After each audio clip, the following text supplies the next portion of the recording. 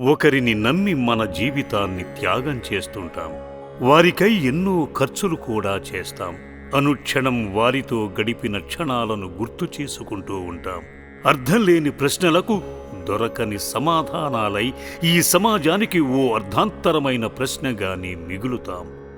వారి నుండి పొందిన ప్రేమలు, కలిగిన బాధలు, వచ్చిన విభేదాలు, తెగిన బంధాలు, దూరమైన మనుషులు, ఇలా ఎన్నో రకాలుగా గుణపాఠాన్ని నేర్చుకుని స్పందించిన గుండెను మనకై మనమే గాయపరుచుకొని పిచ్చివాళ్లమైపోతున్నాం.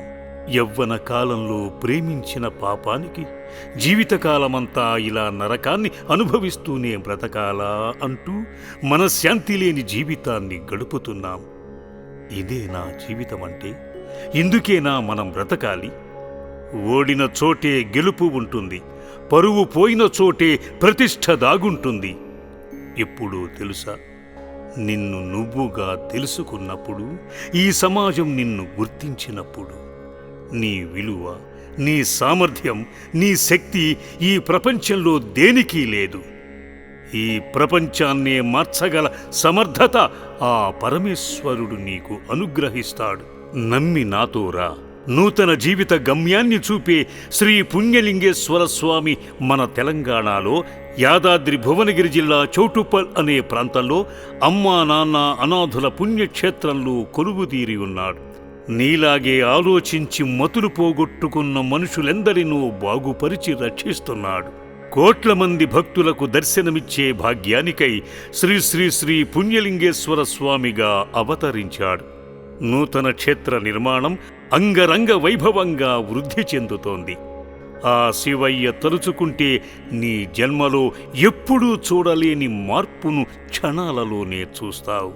శ్రీ పుణ్యలింగేశ్వర స్వామిని దర్శించిన రోజు నుండే నీ దరిద్ర జీవితం మార్పుకు నోచుకుంటుంది.